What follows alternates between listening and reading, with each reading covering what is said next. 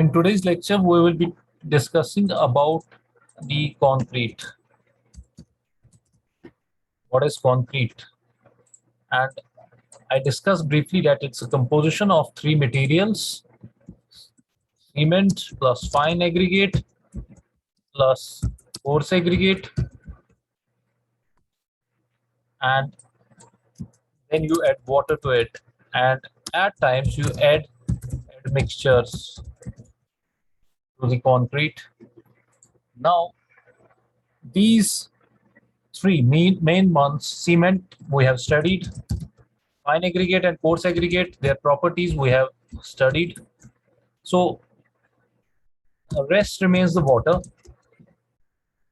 and then will finally come the admixtures. Before going into the admixture, we will be first talking about concrete, what is fresh concrete and what are the properties of hardened concrete. Then we'll go into the admixtures. So the final component is water.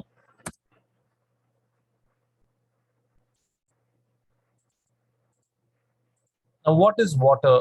Water is the hydrating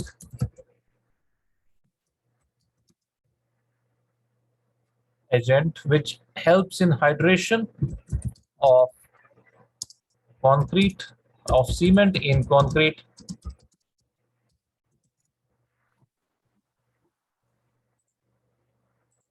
So water actually, because hydration से क्या होता है, strength मिल जाती है.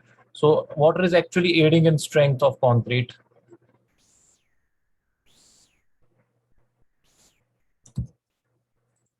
Water is also, it's directly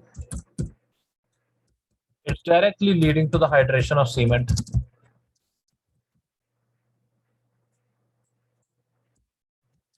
It is a compound which helps in workability of concrete. Now, what is workability? We'll be discussing that. What is workability of concrete? In simple language, workability is something which allows the concrete to be worked on. Because without water addition, concrete would not be easy to work on. So more and more water that you add, it becomes much more easier to work with concrete. So it's actually a hydraulic compound material which helps in the, it's a hydrating agent which helps in the hydration of cement. But there could be even other hydrating agents which could be added to the cement in order to it undergo the hydration and the strengthening. There are things related to concrete, to water, like bleeding of concrete happens due to excess water. There is segregation of materials that could happen due to excess vibration and due to excess water. If there is less water, it could lead to drying shrinkage. With aging of concrete, there is a creep development, and that has to do with the presence of water in the initial mixture. There is ingress of salts that happen due to the presence of water, the presence of salts within the water. There could be explosive failure of concrete happening due to excess water within the concrete. Autogenous healing is associated with water. This is an automatic healing of concrete that happens, and that has to do with water. The chemical attacks on cement, on concrete, they happen through water. So most of the chemical attacks exposed concrete exposed to the seawater and other. So chemical attacks could happen through water. So corrosion of reinforcement or the steel within concrete, that happens due to water. and ingress of water into the. So then you have freezing and thawing of concrete. This means पहले concrete freeze हो जाता है, उसके बाद there is a heating, so freeze होने के time पे it expands and then it contracts when there is a heat. So freezing and thawing cycles happen within the concrete. So that happens only when there is water inside concrete. Then you have cavitation of concrete, which may happen. So there are cavities developed within concrete due to various processes like bleeding and others, under which then there is an erosion of concrete, and this also happens due to water. So overall, water has a lot to do in the concrete and its development, both in its formation. Concrete जैसे बनता है, it cannot happen without water. So it, because it requires hydration.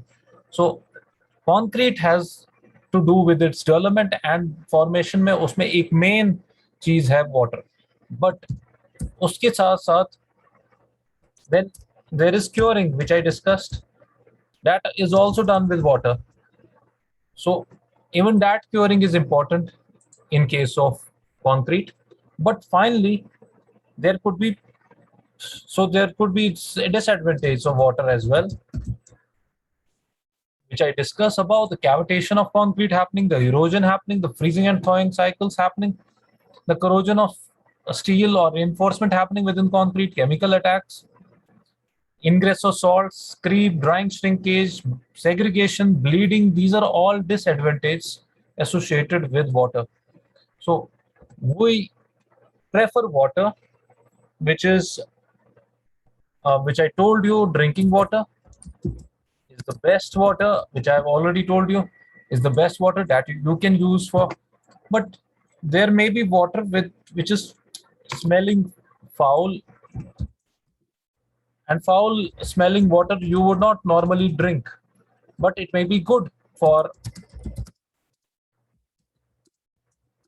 concreting. So foul smell would be due to the some organic processes like bacteria forming or fungi forming, but that does not make it bad for concreting. Concreting, you require water which is free from minerals, which is free from inorganic and organic materials in excess. In excess, you could have all these things in certain amounts, but not in excess. Inorganic compounds, for example, you do not want them to be 2000 parts per million in water for concreting. So water that's good for concreting, it should not have more than 2000 parts per million of inorganic compounds within it. So it's not always that all water which is fit for drinking, only that is good for concreting. You could have water, you could take the water from rivers, you could take the water from streams, you could take the water from ground well, but it should not have excess inorganic compounds greater than 2000 parts per million. And all water which has got a pH value between 6.0 to 8.0, that is good for concreting. But 6 you would not normally drink, but it is good for concreting. You usually drink water which has got 7.2, 6.7 to 7.2 pH value. So but for concreting, you could have this range. Even you could go for a brackish water, which is uh, totally alkaline,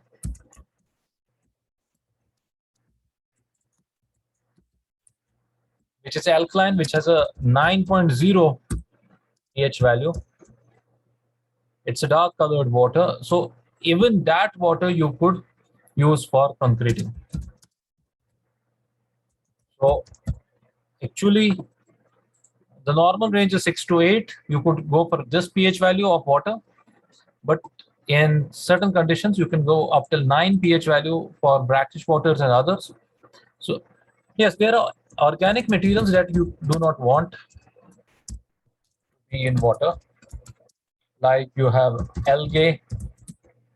You do not want algae. The algae that grows on lakes, like you have here in the Dal Lake, the algae growth. So you do not want such type of water for concreting, because this water will have excess organic material with it. So it's difficult to remove that, and that organic material will go into the concreting. So that will not be beneficial for the concreting.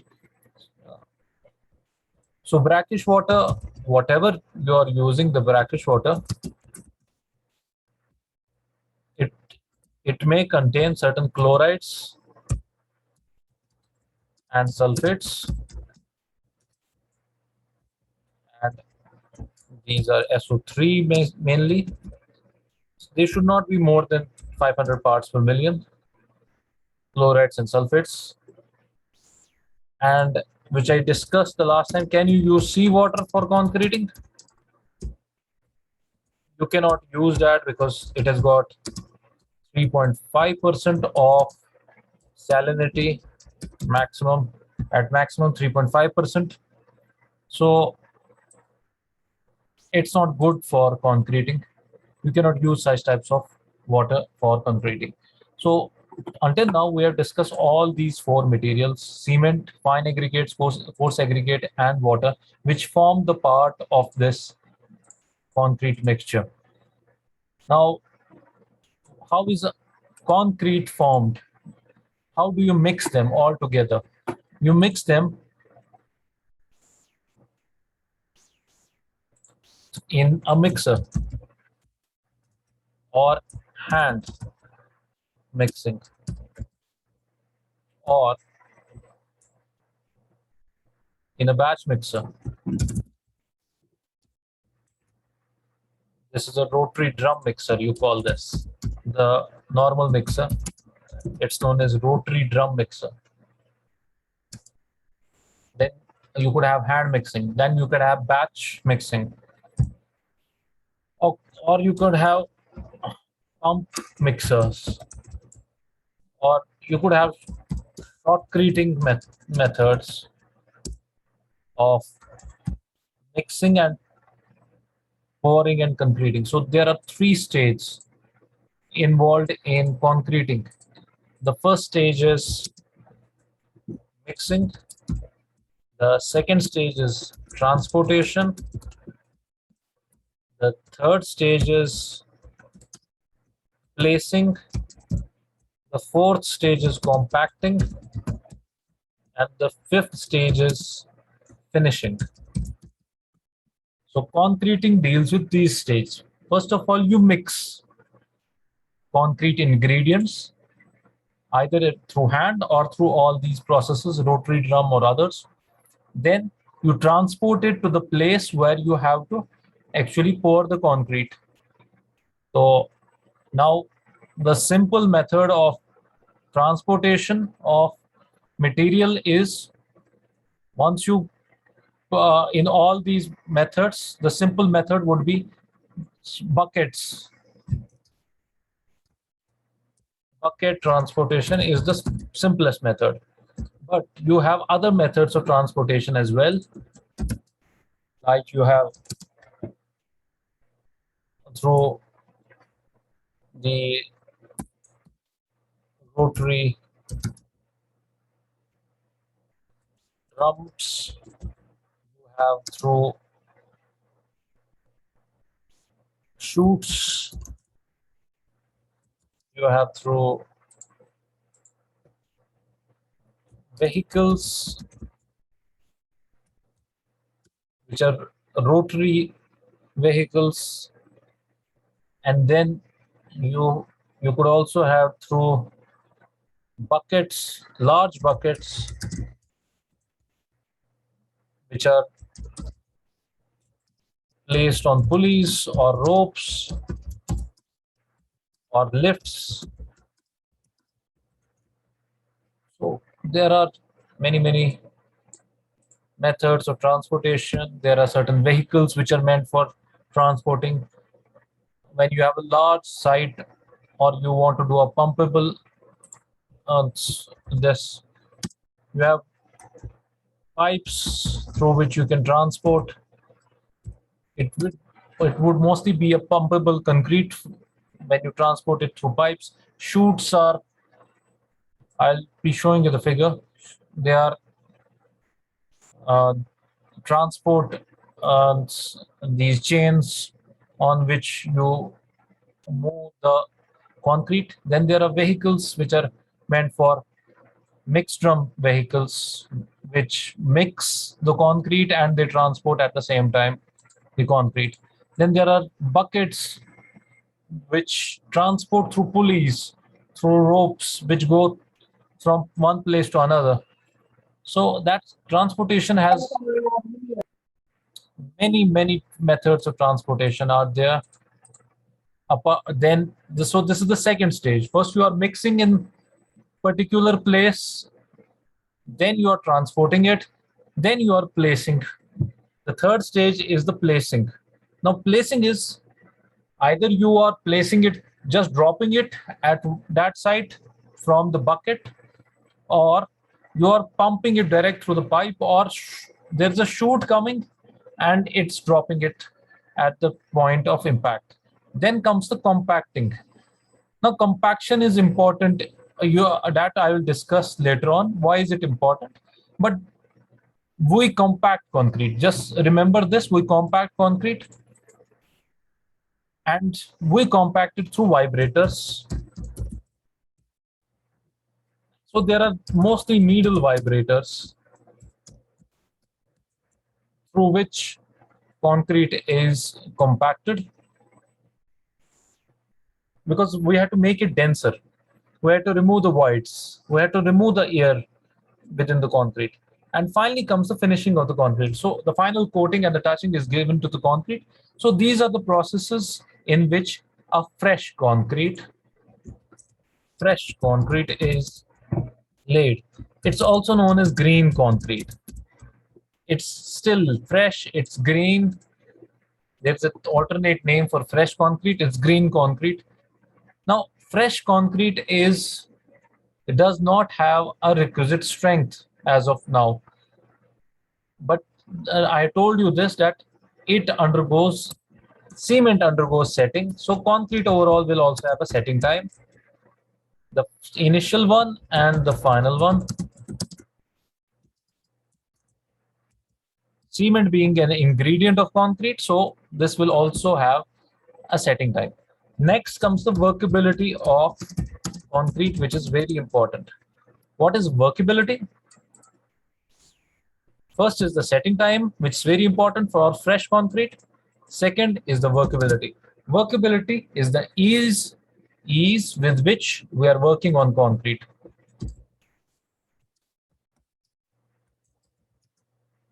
We can work on concrete. Now, ease of working on concrete is, it's very easy for us to जो मिस्त्री के पास करनी होती है and shovels होते हैं, so he uses them to move the concrete. Now, if the concrete is very hard, it would not be easy for the mason to move the concrete from his shovel through his shovel. And so what he uses, so what he wants a concrete which has got good amount of workability, which he can move over very easily. So that is known as workable concrete. So how does the concrete become workable? That's important. I just discussed this. briefly that we use water for achieving the required workability of concrete. Now, if the concrete has got too much of water, it will flow. So that, and if it flows, if we add too much of water, if it flows, it will just pass through the formwork. I'll be showing you with the figures these different things. One, the types of transport methods.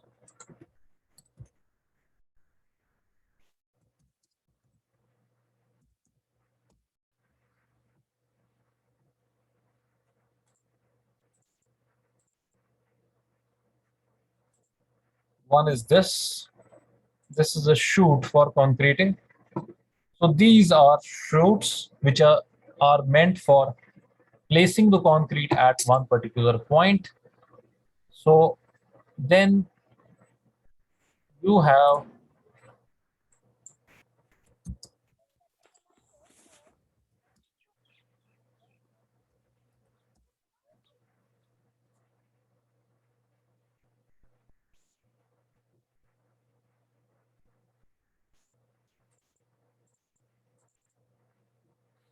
so these are ready mix concrete trucks that you have, and they are also known as transit mixers. The ready mix concrete trucks or transit mixers.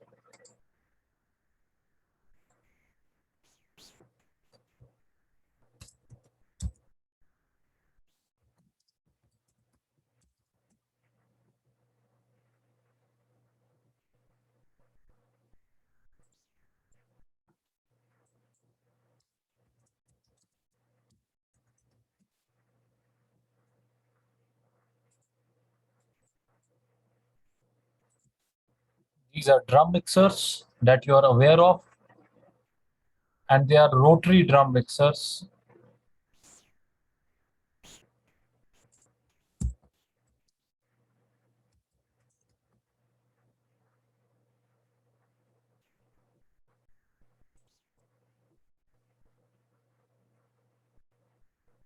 You could have an attachment of a pump with concrete drum mixer through which the concreting is done.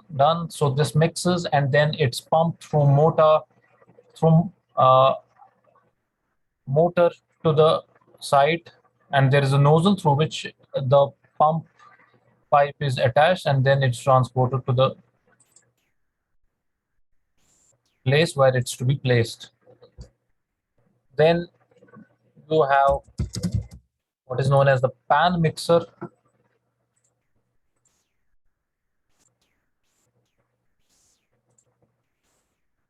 These are pan mixers. So there is a rotating blade like this. It's a horizontal thing, and these could be small as well. So you could have them even for daily use at homes. Then you have the batching plant, and the batching plant does mixing at a huge level. So these drums have aggregates and cement and water within them. So the batching is done through computerized. So it gives it the exact composition of how much water, how much aggregate and cements are required for a particular mix of concrete. So these are batching plants.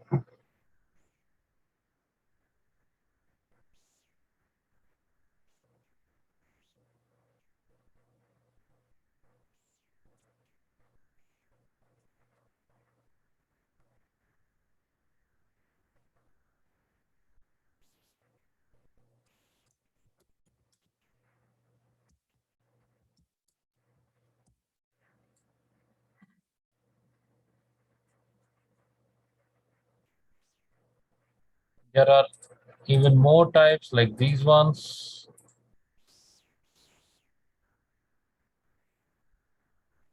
of concrete mixers. So the lid is closed until the mixing is happening. The concrete buckets, they are known as.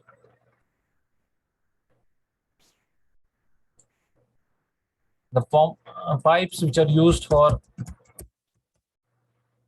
pumping,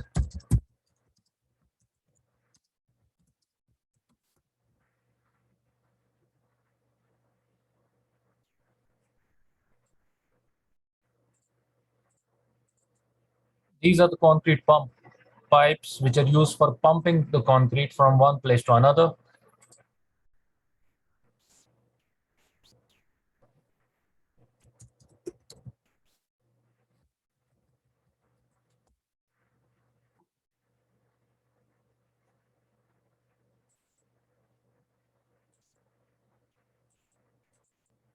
These are concrete pumping trucks. So they pump through these. There is a pumping rod attached with this crane like structure. So it's exactly placing at the point. So this is moving. This only pipe is moving. So it moves through the formwork where the concrete is to be placed, and it directly drops the concrete. There is a mixing happening behind here, somewhere here, and then it's being pumped through these pipes exactly to the point, and the truck is placed at one place. So you will all rejoin as the session is closing.